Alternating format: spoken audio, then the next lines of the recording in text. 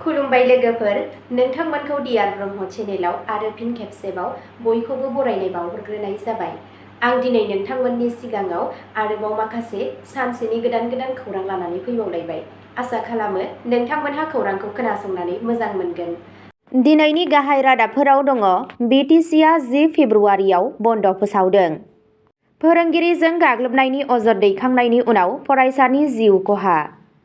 आसाम CMआ गुवाहाटीनि लाइमोन फालांगिरिफोरनो CMAAA 2.0 नि सिङाव 56 कौटि रांनि अनसुंथाइ राननानै होदों।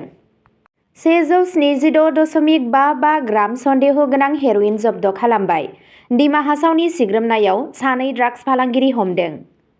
साथाम फोसावजानाय गुबुन हादोरारि सुबुंफोरखौ 24 घन्टानि गेजेराव कार्बि आंलंनिफ्राय ओंखारनो बिथोन होनाय जादों।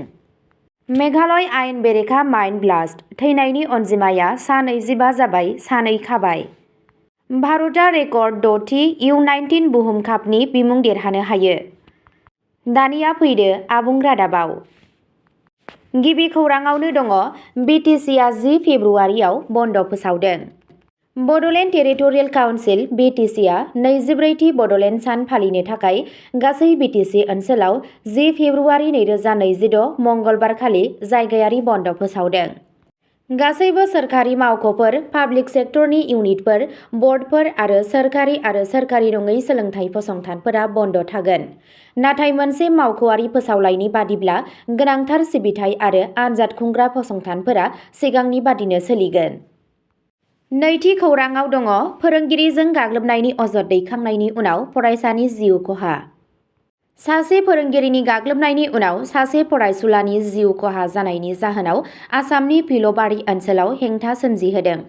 बे जाथाया गंसे थाग्रा फरायसालियाव जादों, जेराव फरायसाखौ सासे फोरोंगिरिया बुदों। जाथायनि सायाव रागा जोंनानै जायगानि सुबुंफोरा सोमावसारो, लामाफोरखौ होथेनानै दायनिगिरिफोरनि सायाव गोख्रों राहा लानो दाबि खालामो। बे जाथायजों लोब्बा थानाय दायनिगिरि फोरोंगिरिजों लोगोसे सानै सुबुंखौ हमनाय जादों। फरायसानि थैनायनि गुबै जाहोनखौ मिथिनो थाखाय नायबिजिरनाया सोलिगासिनो दं। थामथि खौराङाव दङ। आसाम CMआ गुवाहाटीनि लाइमोन फालांगिरिफोरनो CMAAA 2.0 नि सिङाव 56 कौटि रांनि अनसुंथाइ राननानै होदों। आसाम सोरखारा गिबि मन्थ्रिनि आत्मनिर्भर आसाम अभियान CMAAA 2.0 बिथांखिनि सिङाव 5,572 गुवाहाटीनि लाइमोन फालांगिरिफोरखौ हेफाजाब होनो थाखाय 56 कौटि रां फोसावदों। ज्योति बिष्णु इन्टारनेशनेल अडिट'रियामाव जानाय मोनसे फोरबोआव गिबि खोन्दो महरै बे रांखौ होनाय जादों। बेनि थांखिया जाबाय लाइमोनफोरखौ गावबा गावनि फालांगि जागायजेननायाव मदद होनाय आरो हादोरसायाव साख्रि सोरजिनाय। गिबि मन्थ्रि हिमन्त बिश्व शर्मा बिथाङा मुलाम्फा मोनग्राफोरखौ साबायखर बावो आरो बुङो दि फैबाय थानाय बोसोरफोराव बे हाबाफारिनि गेजेरजों सरकारा 10 लाख लाइमोनफोरखौ गोख्रों खालामनो थांखि लादों। बे मावफारिया लाइमोनफोरखौ साख्रि नागिरग्राफोरनि सोलाय साख्रि सोरजिगिरि खालामनायाव नोजोर होदों, जाय आसामनि रांखान्थिखौ गोख्रों खालामगोन। ब्रैथि खौराङाव दङ। 176.55 ग्राम सन्देह गोनां हेर'इन जब्द खालामबाय। डिमा हासावनि सिग्रोमनायाव सानै ड्राग्स फालांगिरि हमदों। आसामनि डिमा हासाव जिल्लानि पुलिसआ 6 फेब्रुआरियाव मोनसे सिग्रोमनायनि उनाव 176.55 ग्राम सन्देह गोनां हेर'इन जब्द खालामो आरो सानै ड्राग्स फालांगिरिखौ खायो। मोनसे खौरां मोन्नायनि गेजेरजों डिमा हासाव पुलिसआ हारंगाजाव पुलिस थानानि सिङाव थानाय डिटकचेरास चेक पइन्टआव मोनसे गारिखौ होबथायो। नागिरनायनि समाव मावख'गिरिफोरा गारिनि सिङाव सन्देह गोनां हेर'इन गोनां मोन 14 साबोननि केस मोनो। नगाव जिल्लानि गारि सालायगिरि बरुल इस्लामखौ चेक पइन्टआव हमनाय जायो। पुलिसआ उनाव नैथि दायनिगिरिखौ नागुननि बाटा ड्रभानिफ्राय खायो। बिबानगिरिफोरा दायनिगिरिफोरनिफ्राय सुजुकी एस प्रेस कार, गंसे मबाइल फन आरो 14,200 नोगोद रांबो जब्द खालामो। ड्राग्सनि फुंखाखौ नागिरना आरो बेजों लोब्बा थानाय गुबुनफोरखौ सिनायथिनो थाखाय नायबिजिरनाया सोलिगासिनो दं। बाथि खौराङाव दङ। साथाम फोसावजानाय गुबुन हादोरारि सुबुंफोरखौ 24 घन्टानि गेजेराव कार्बि आंलंनिफ्राय ओंखारनो बिथोन होदों। कार्बि आंलं जिल्ला खुंथायआ गुबुन हादोरारि महरै फोसावजानाय साथाम सुबुंखौ 24 घन्टानि गेजेराव हादोरनिफ्राय ओंखारलांनो बिथोन होदों। बे खामानिखौ फरेनियार्स ट्रिब्युनेलनि बिजिरनायनि उनाव लानाय जादों, जाय बे बाथ्राखौ रोखा खालामो दि बे सुबुङा भारतनि नोगोरारि नङा। साथाम सुबुंखौ मानजा नदीपारनि महम्मद फैजुल हक, हिडिम तेरन बस्तीनि महम्मद रफिकुल आली आरो बखाजाननि सिङाव जादव राय ग्रान्टनि महम्मद फकारुद्दिन होननानै सिनायथिनाय जादों। बिथांमोनखौ धुबरी, श्रीभूमि एबा खोला सालमारा मानकाचार जानानै थिखानाय लामाजों थांनो बिथोन होनाय जादों। खुंथायआ भट सोगिरि फारिलाइनिफ्राय बिसोरनि मुंफोरखौ बोखारनाय, रेशन कार्डफोरखौ बोखारनाय, आधारनि फोरमायथिफोरखौ फ्रिज खालामनाय आरो गासैबो सोरखारि सुबिदाफोरखौ बन्द खालामनो बिथोन होदों।